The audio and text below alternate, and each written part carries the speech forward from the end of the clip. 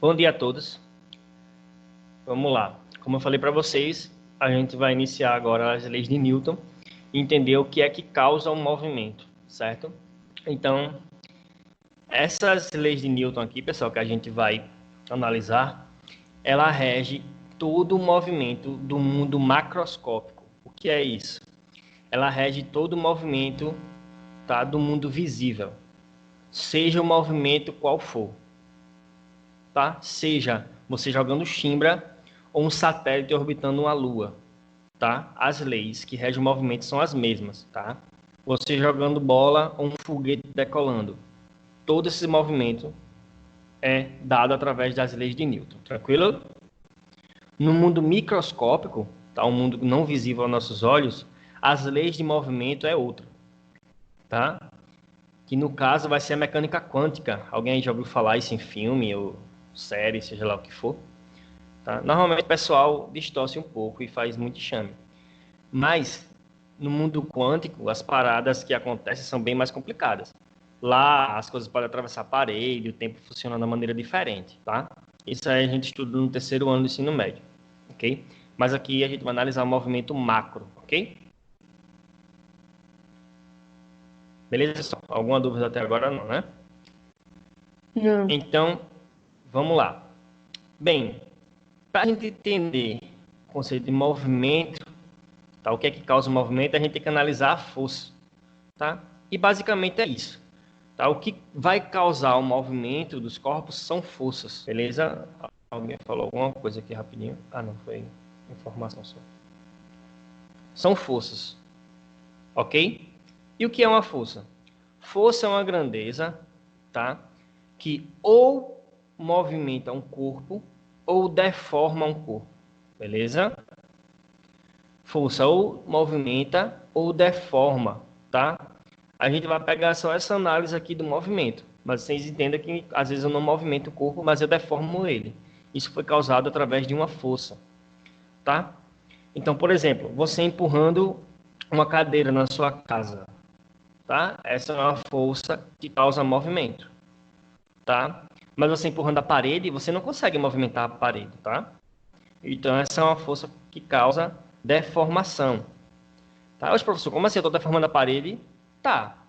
Óbvio que não é perceptível aos olhos. Você está deformando ele bem pouquinho, tá? Na escala quase microscópica aí, que você não percebe a olho nu, tá? Mas onde é que é mais fácil ver a deformação? Na sua mão, quando você empurra a parede. Tranquilo? Esse primeiro conceito inicial de força tá ok para todo mundo?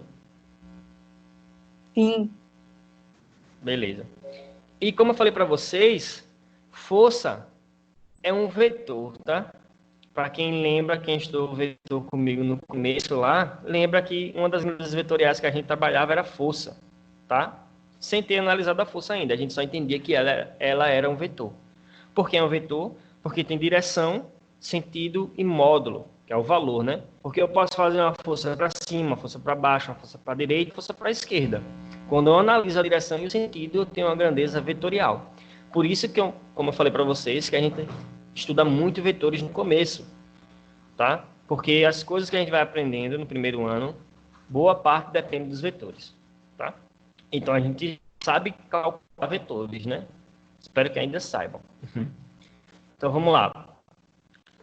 A unidade de medida de força, tá? No Sistema Internacional de Unidades de Medida, é o Newton, tá? Lembre que uma grandeza física ela leva o nome de uma pessoa que desenvolveu muita coisa naquela área, tá? Então, como foi Newton que desenvolveu essas relações de força em relação à natureza, a medida de força ganhou o nome dele, Newton, tá? Então, força é medida em Newton.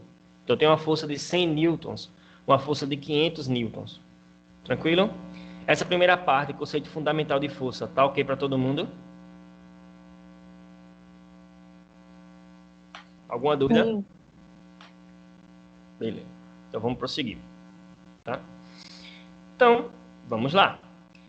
Como eu falei, força é uma grandeza vetorial. Então, se eu tiver várias forças atuando num corpo, tá?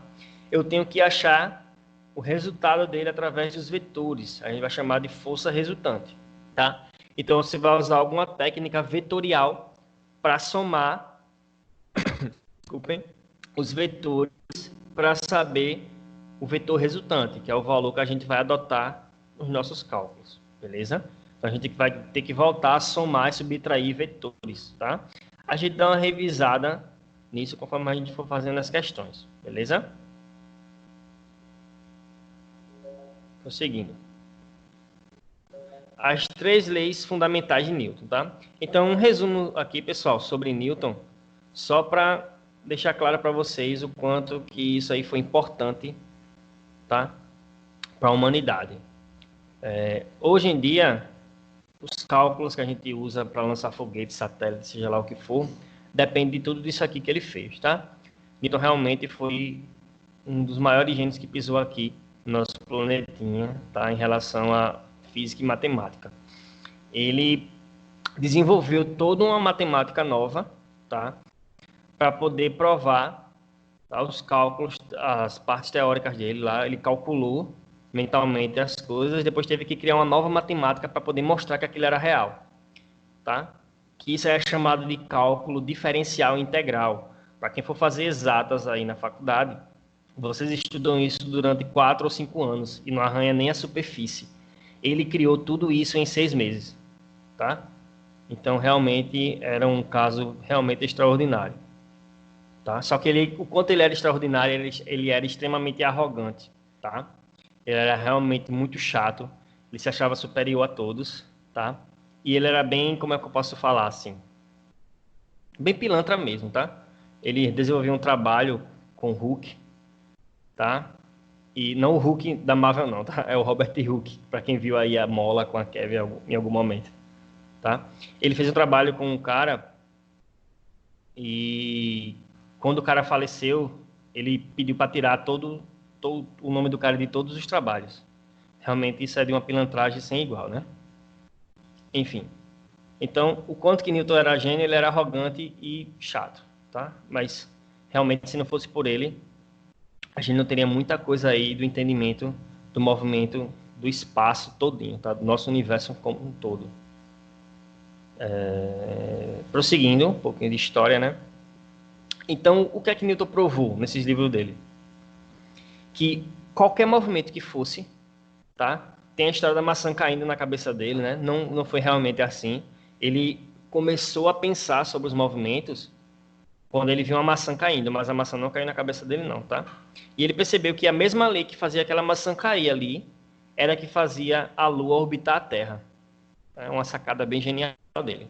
Óbvio que não foi no lapso instantâneo, né? Ele teve que trabalhar, desenvolver os cálculos e as teorias. Então, ele separou aí essa análise dos movimentos em 3 leis. Essas 3 leis regem qualquer movimento que você imaginar, tá?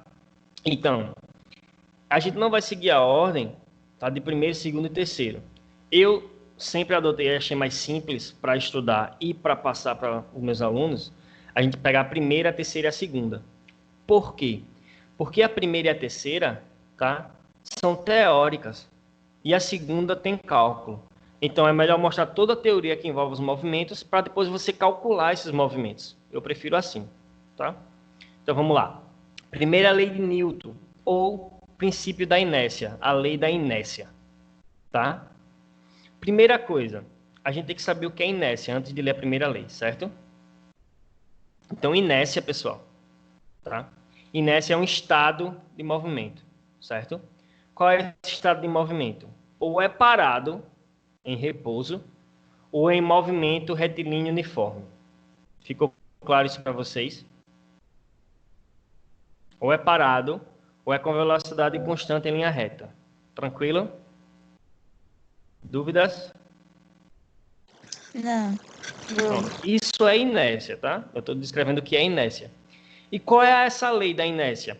A lei da inércia é que todo corpo continua no estado de inércia, que é ou parado, repouso, né, aqui, ou movimento retilíneo uniforme, então todo o corpo continua em inércia, tá?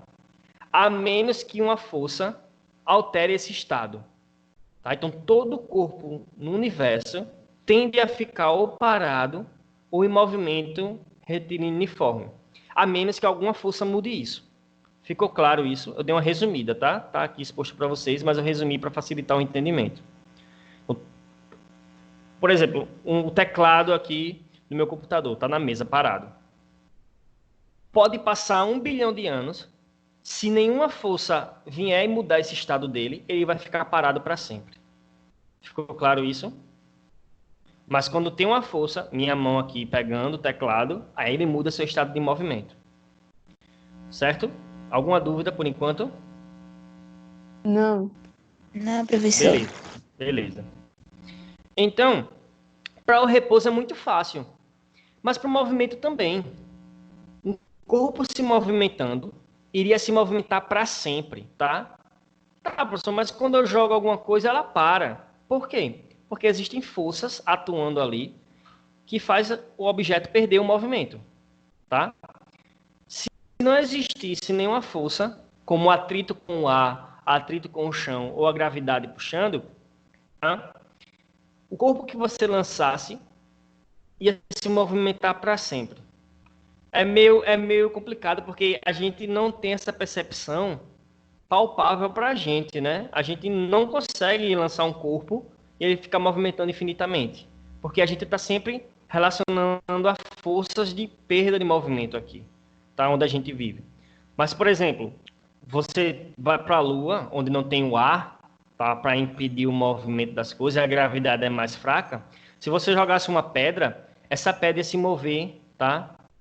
Com muito mais facilidade do que aqui, porque não tem ar lá, então ela não ia perder velocidade. E a gravidade é mais baixa, ela ia se movimentar muito mais. Então, se você está na Lua, que diminui as forças, ela se movimenta mais. Se você está num lugar onde não tem nenhuma força, ela vai se movimentar infinitamente. Ficou claro isso para vocês? Alguma dúvida? Sim. Não, ficou claro. Ok. Então, ó, eu vou pegar aqui um exemplo que eu gosto de fazer. Eu vou botar no Paint, tá? Não, acho que eu consigo botar uma tela aqui no... Deixa eu ver se consigo. Botar uma tela de desenho aqui no Meet.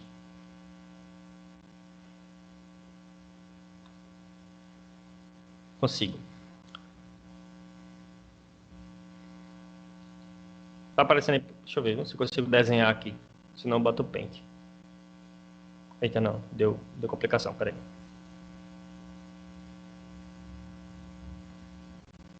Deixa quieto. Como é que eu saio disso aqui? Vocês estão vendo alguma coisa na tela de vocês? Não. Porque parece que eu tenho que baixar aqui. Deixa eu tentar de novo. Não, parece que foi. Tá aparecendo alguma coisa agora? Branco? Tá vendo Não. aqui um... Tá carregando. Eu riscar aqui? No meu apareceu, mas tinha carregando também. Acho que ele é mais lento. Acho melhor botar o Paint mesmo.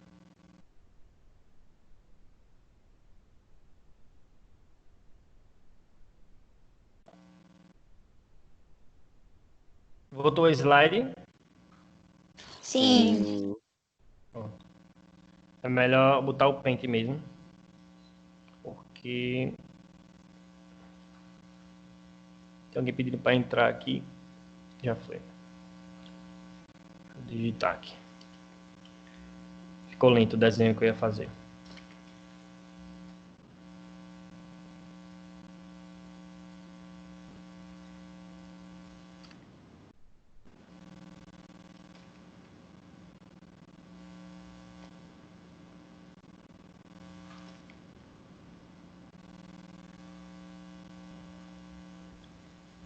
Tem uma dinâmica bem legal, pessoal, em relação à inércia aqui, para vocês, que é mostrar o exemplo de quando tem força e quando não tem força. Tá? Então, confirma para mim se está aparecendo aí, que eu vou mostrar agora. Está aparecendo aí a tela do Paint para vocês? Tá, professor. Tá. Beleza. Então, ó, vamos aqui, pessoal. Imagine você jogando uma bolinha de papel aqui na Terra, tá? Então, o que é que acontece? A bolinha, ela vai reto. Não, ela vai descendo, né? Então, deixa eu tentar fazer uma curva aqui. Tá, ela começa o movimento, ela vai para o lado e desce, não é isso? É. Não, não consegui não. Pera aí, eu sou meio ruim com isso.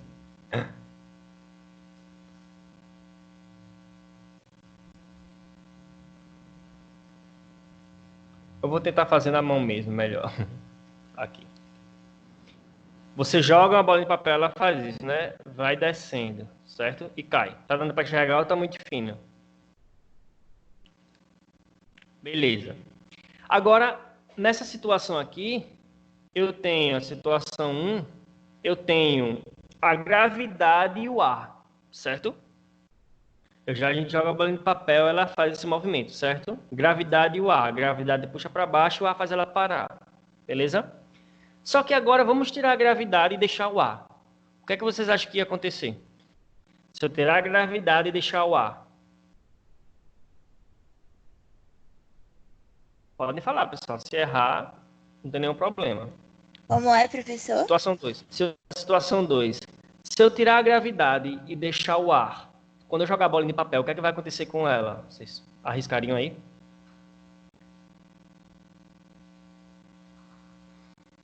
Ela iria andar em linha reta e pararia no ar, certo? A mesma distância.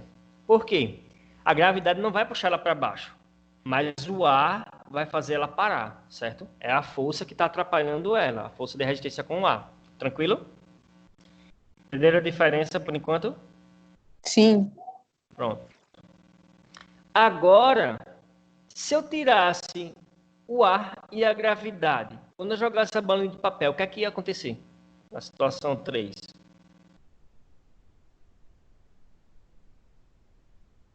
E aí? Ela ia ficar parada, era? Se eu tirasse o ar e a gravidade? É?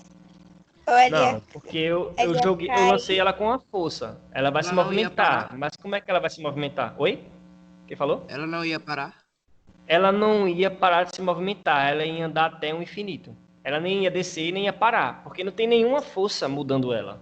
E Só a qual força que você diferença jogou. da 3 para 2? Porque a 2 ela para aqui, ó. Ela para no ar aqui nessa distância. Na 3 ela nunca ia parar. Por que ela, Porque na ela ia 2, parar? porque no 2 tem o ar para atrapalhar ela ainda, entendeu? Ah, entendi, Aqui entendi. tem ar, aqui gravidade, gravidade e ar. Na 3 não tem nada, ok? Então na gravidade puxa para baixo, o ar ela para. Só com o ar ela para, não vai para baixo. E com nada, sem ar nem gravidade, ela ia até um infinito, ela nunca ia parar, por conta da inércia. Ficou claro isso para vocês agora? Sim, professor. Sim. Beleza. Todo mundo entendeu esse lance de inércia, né? Essa é a primeira lei. Então, quando um carro faz a curva, por exemplo, a gente sente um tranco, né? Por exemplo, o carro faz a curva para a direita, a gente sente o tranquinho para a esquerda, não é isso? Por quê? Porque a nossa tendência é continuar em linha reta, por conta da inércia.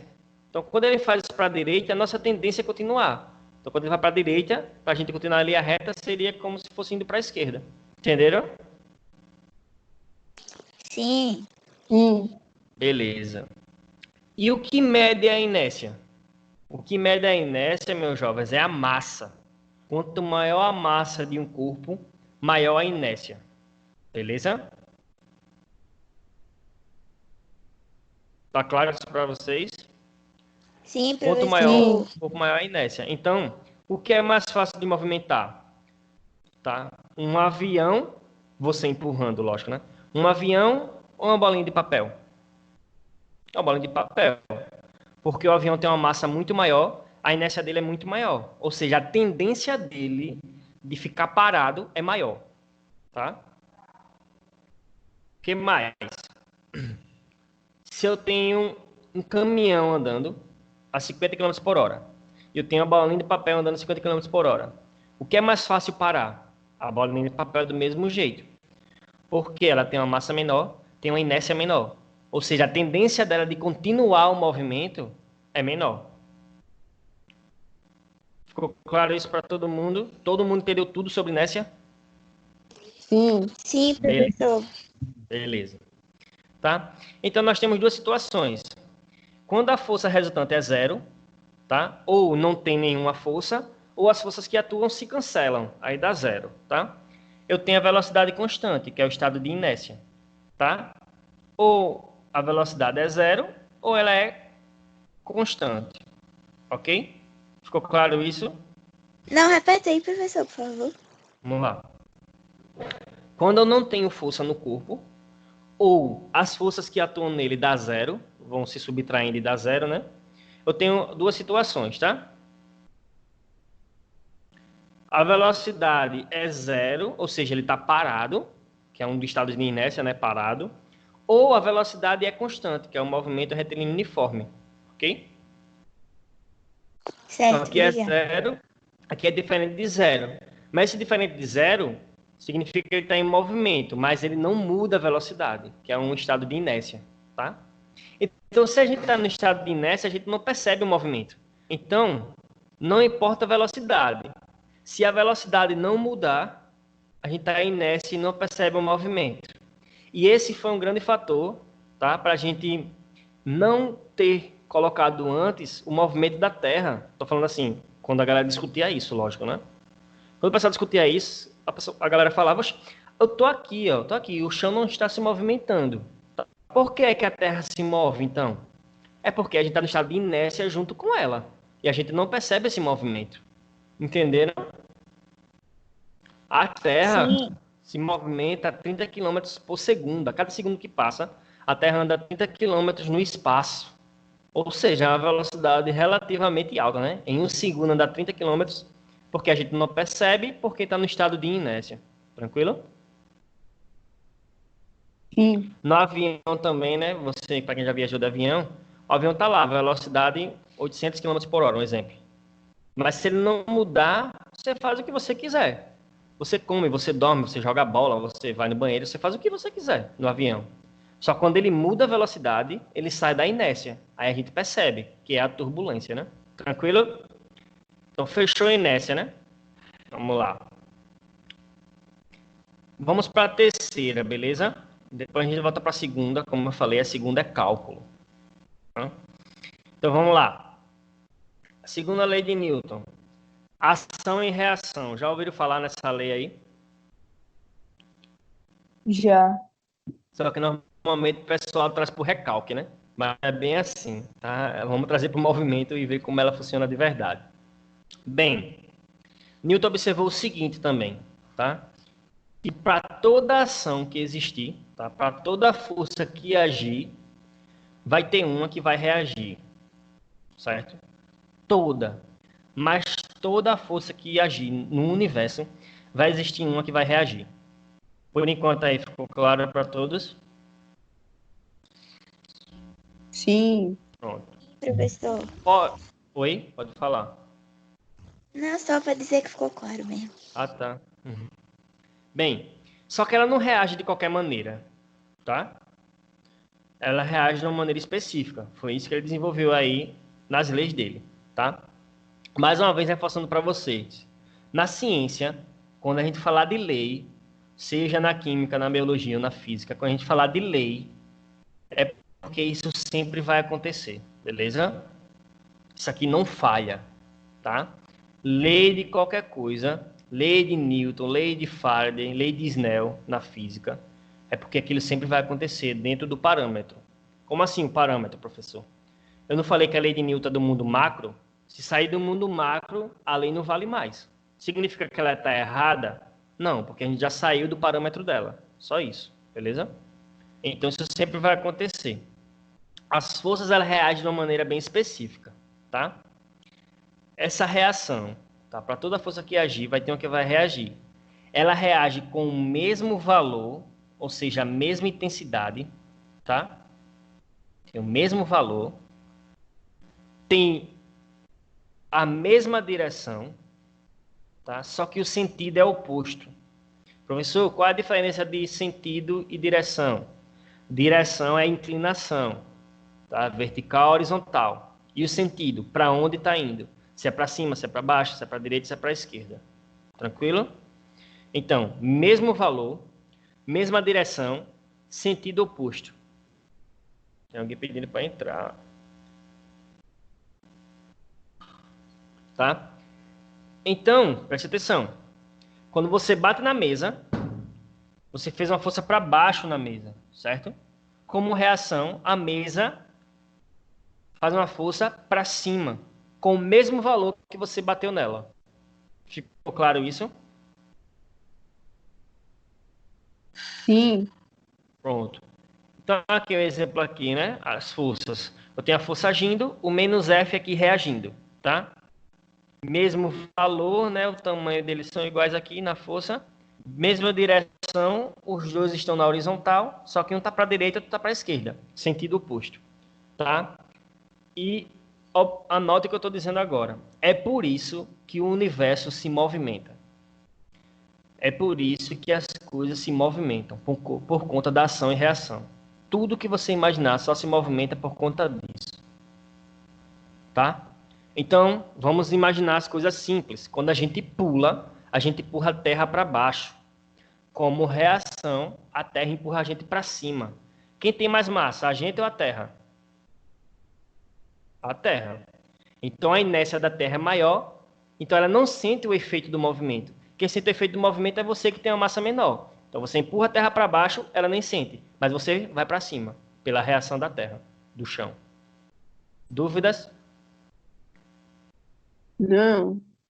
Quando a gente nada, a gente empurra a água para trás. Como reação, a água empurra a gente para frente. Só que aí a água também sente o efeito, né? Você empurra a água para trás. Como reação, ela empurra para frente. É assim que as coisas se movimentam. Quando a gente anda, a gente empurra o chão para trás. Como reação, o chão empurra a gente para frente. E assim, qualquer coisa que você imaginar só se movimenta por conta da ação e reação. Tá? Então, a Terra no orbita o Sol, a força que o Sol puxa a Terra também puxa o Sol.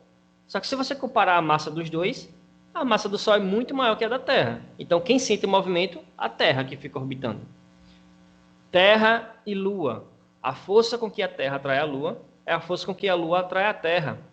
Quem tem mais massa? A Terra. Então, quem se movimenta? A Lua. A Lua fica orbitando a Terra. Tá? Como a força é a mesma, tem uma coisa no planeta da gente que se movimenta fácil, que é a água. Então, a gravidade lá, que a Lua está exercendo na Terra, ela consegue puxar a água, tá? Para o lado que ela está. É assim que tem as secas e cheias das marés do nosso planeta.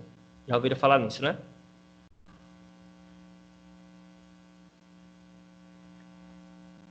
Ação e reação. Todo mundo ok? Sim. Sim. Sim. Beleza. Agora vamos começar a calcular?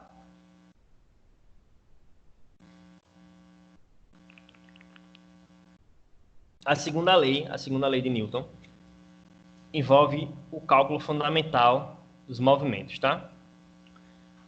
Que é o princípio fundamental da dinâmica, tá?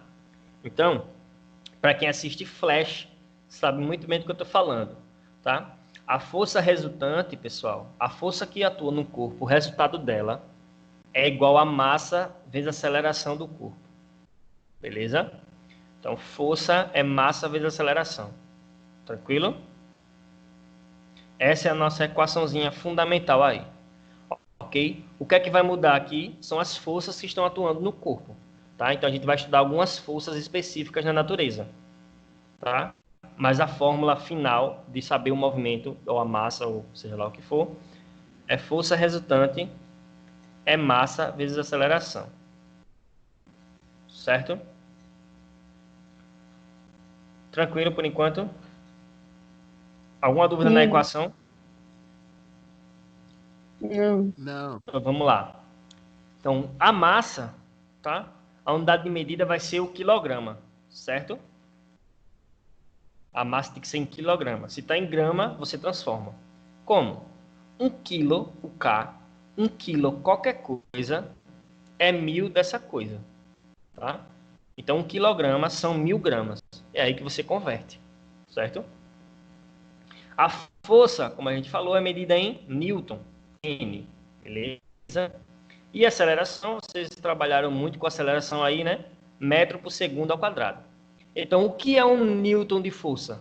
É uma força que causa a aceleração de 1 metro por segundo no corpo de 1 quilograma. Dúvidas? Pode falar, pessoal. Não, professor. Pronto. Então, lembrando que a força resultante é a soma, tá? Só que é uma soma vetorial. Aí a gente vai ter que juntar os vetores, as somas, os ângulos com as leis de Newton agora, beleza? A parte difícil é essa, porque a força é um vetor. Se você não entendeu bem vetor, não trabalhou bem com vetores antes, vai ficar complicado agora, tá? Por isso que a gente vê logo no primeiro bimestre, no começo do ano, vetores, como trabalhar com eles, tá? Então a gente encerra as leis de Newton por aqui, tá? Falta entender algumas forças da natureza, a gente vai entender a força peso, a força elástica, a força de tração, a gente vai entender as forças da natureza. Então, por enquanto, vamos fazer algumas questões aqui sobre as forças e as leis de Newton, beleza? Tá todo mundo enxergando aí o módulo aqui de vocês? Física e tal?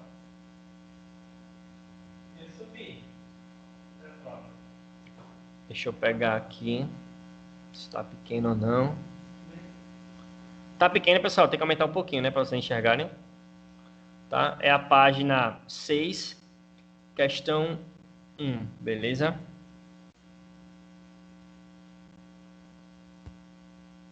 Deixa eu aumentar aqui.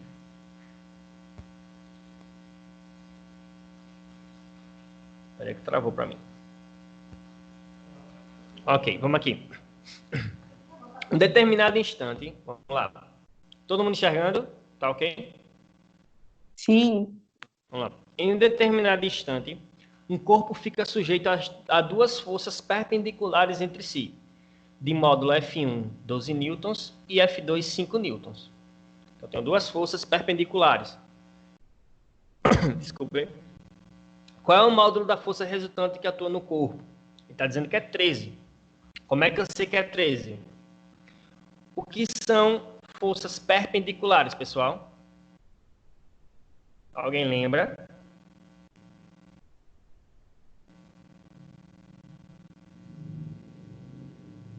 Ninguém? A gente trabalhou muito isso. O que são forças perpendiculares?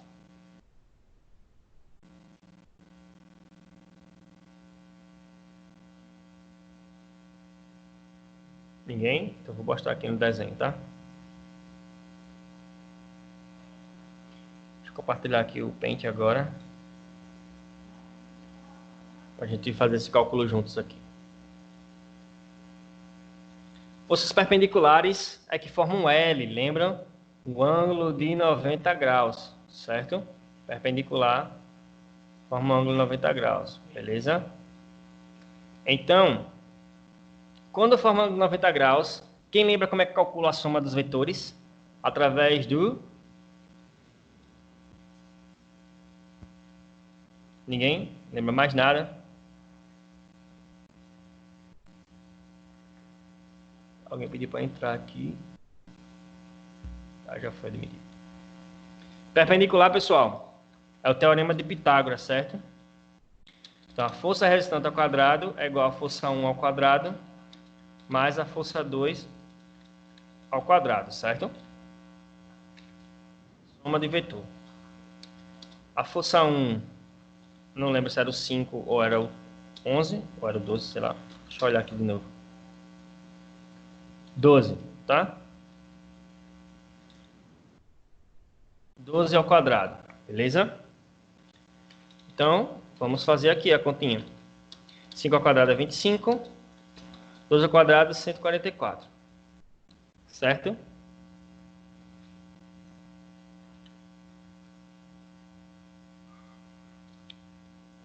Tá aparecendo para vocês que para mim tá piscando muito aqui, é por isso que pode estar dando algum problema.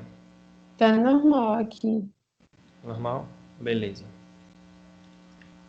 Bom, vamos tirar a raiz desse número aí. Que número é esse? 25 mais 144. Vamos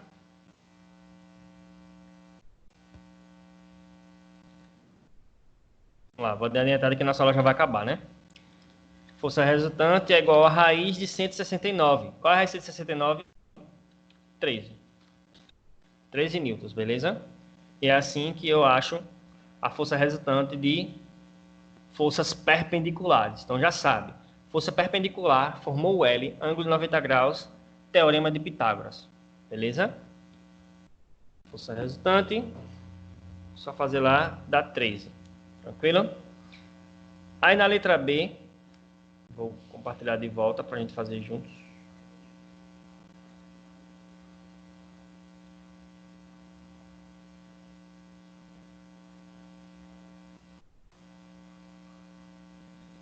Aí na letra B ele fala o seguinte: calcula o módulo da aceleração adquirida pelo corpo, sabendo que sua massa é 6,5 kg. Tá?